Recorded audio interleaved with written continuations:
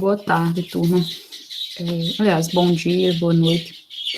Não sei o horário que vocês vão estar podendo assistir essa aula. Bom, a nossa aula de atualidades essa semana, né, está acontecendo de forma gravada, pelo fato de problemas com a internet, certo? Então, eu resolvi gravar, porque essa semana eu tive muitos problemas com a internet aqui em casa. Então, assim, qualquer dúvida sobre o assunto, vocês me procurem, tá bom? E lembrando que há 15 dias atrás nós tivemos a nossa aula sobre misoginia. No caso, como vocês lembram, o ódio, né, a aversão contra a mulher, contra o feminino, que causa justamente o feminicídio. E eu tinha falado para vocês que ia trabalhar esse tema, feminicídio, que infelizmente é um tema atual. Cada dia vem crescendo cada vez mais no nosso país e no mundo. Bom, vamos lá. Feminicídio, né, é um crime de assassinato contra mulheres pela condição de ser mulher. Pressupõe-se que o feminicídio é um tipo de conduta baseado em ódio, ou seja, está relacionado a outro conceito, né, que nós vimos na última aula, como eu já falei para vocês, que é a misoginia.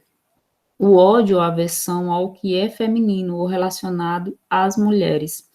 Só lembrando, para quem não assistiu, lembrando para quem assistiu a aula e para quem perdeu a aula sobre misoginia, o termo misoginia vem do grego, onde miso, ódio, e ginia, mulher, se configurando como ódio pelas mulheres, pelo feminino. E quando nós estamos falando de feminicídio, nós estamos falando de assassinatos de mulheres, né? O último estágio da misoginia. São práticas e formas que uma sociedade, de uma sociedade patriarcal, né? Que uma sociedade patriarcal como a nossa se utiliza para cometer crimes, esse crime contra as mulheres, né, cometer atos de violência contra as mulheres, nós mulheres, em desfavor das mulheres.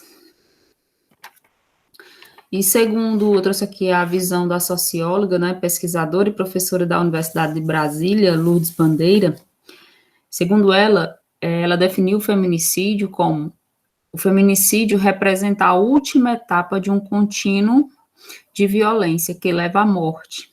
Seu caráter violento evidencia a predominância de relações de gênero hierárquico e desiguais.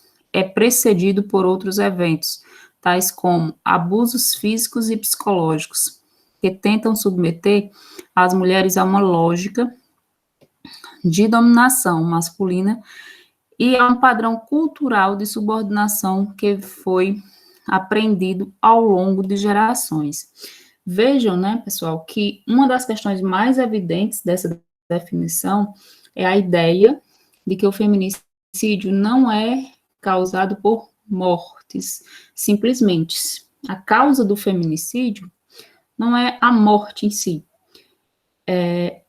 simplesmente intencionais, mas na verdade está relacionado a mortes que têm um caráter tanto intencional, mas ao mesmo tempo cultural, está enraizado na cultura brasileira. Não se trata de fatos isolados. Se nós pegarmos os números que o Brasil possui sobre feminicídio, nós vamos ver, inclusive, que nós estamos no ranking dos países mais violentos do mundo. Nós estamos vivendo em um país onde é mais difícil ser mulher, que é mais difícil viver como mulher, e é interessante que, quando nós falamos de feminicídio, estamos falando de uma cultura de ódio, e essa cultura vem aumentando cada vez mais no nosso dia a dia. Nós não estamos simplesmente falando de um fato isolado, que às vezes acontece. Não, nós estamos falando de uma prática cotidiana, corriqueira, fruto, certo? De outras relações sociais, como, no caso, a professora Lourdes coloca.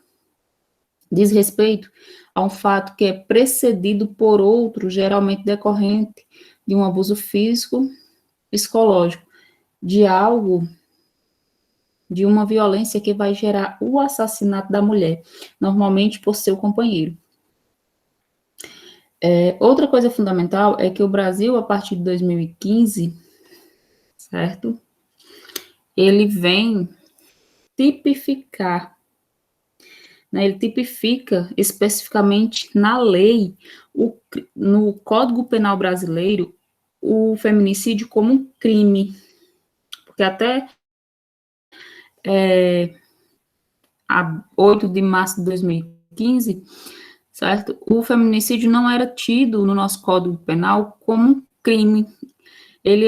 A morte de mulheres era tido como assim como vários outros homicídios, certo? Mas em março de 2015 foi publicada a Lei 13.104, né, de 2015, que alterou o Código, o artigo 121 do Código Penal Brasileiro, passando a prever o feminicídio como circunstâncias qualificadoras do crime de homicídio, ou seja, em que, no caso, a pessoa que comete o feminicídio, ele poderá ter sua pena, né, aumentada pelo fato do feminicídio prever circunstâncias qualificadoras, certo? Em 2015,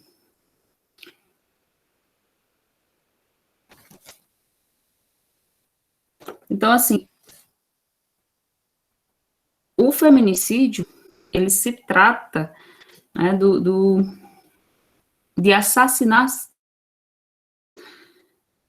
Não se trata simplesmente de assassinar uma mulher, se trata de assassinar uma mulher por ser mulher, pela condição dela ser mulher.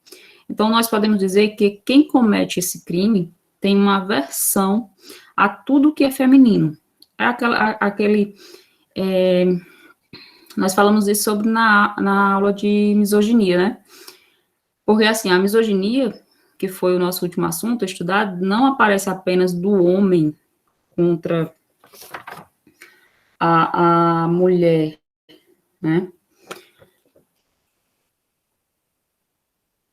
Mas pode acontecer de um homem contra outro homem. Isso a gente observa, isso acontece quando o homem associa pejorativamente ou negativamente, né, lógico, o outro homem com características femininas. A gente pode citar o exemplo, quando o homem ele é criticado, ele é zoado, né? Ele sofre piadas por usar uma camisa rosa, uma camiseta rosa, já que o rosa, né, foi definido como a cor feminina, como uma cor feminina, e isso a gente sabe que não tem nada a ver, certo?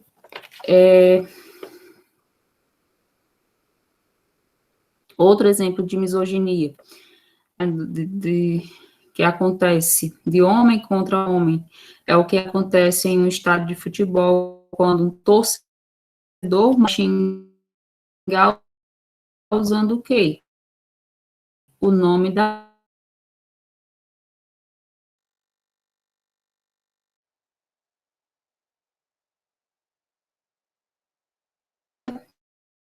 de todas as outras violências, de todas as outras ações praticadas por um homem misógino, certo? O feminicídio, como eu já falei na aula sobre misoginia, é o ato final, certo, da violência. No Brasil, o Código Penal brasileiro, ele diz que há 2 tipos específicos de feminicídio com a inclusão da Lei Maria da Penha, de 2006, né, a Lei 11.340, que diz o seguinte, aí como vocês observam, Para os efeitos dessa lei, configura violência doméstica e familiar contra a mulher qualquer ação ou omissão baseada no gênero que lhe cause morte, lesão, né, no caso a morte é o último ato, certo? É o feminicídio. Aí temos também a lesão, sofrimento físico, sexual, psicológico, de dano moral ou patrimonial. Tudo isso se configura como violência doméstica, violência familiar. Aí diz assim, no âmbito da unidade doméstica, compreendida como espaço de convívio permanente de pessoas com ou sem vínculo familiar, inclusive as esporadicamente agregadas. No âmbito da família, compreendida como uma comunidade formada por indivíduos que são ou se consideram parentes, aparentados, unidos por laços naturais, por afinidade ou por vontade expressa. Agressor conviva ou tenha convivido com a ofendida, independentemente de coabitação. Não precisa, no caso, morar na mesma casa, certo? Parágrafo único. As relações pessoais enunciadas neste artigo independem de orientação sexual, apenas a execução do assassinato. Mas a tentativa, de fato, aquilo que leva ao assassinato de mulheres. O Brasil possui rankings assustadores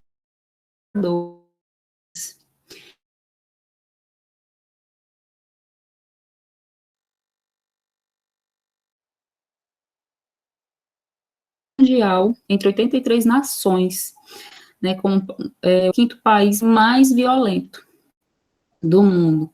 Violência, no caso, praticada contra a mulher. Isso significa que o ato de ser no Brasil é extremamente difícil com relação a outros países. O Brasil também tem uma taxa altíssima de assassinatos de mulheres, 4,8 assassinatos a cada 100 mil mulheres, no caso, segundo a pesquisa. Isso é muito superior a outros países super violentos. No quesito assassinato de mulheres, a média é muito alta. Agora, se nós formos analisar, no caso, o dia a dia, né, para vocês verem, diariamente, segundo a pesquisa no Brasil, cerca de 13 mulheres são assassinadas diariamente. Então, assim, é um número assustador você pensar que todos os dias, em média, 13 mulheres são assassinadas por seus companheiros ou por outros entes ali familiares, certo?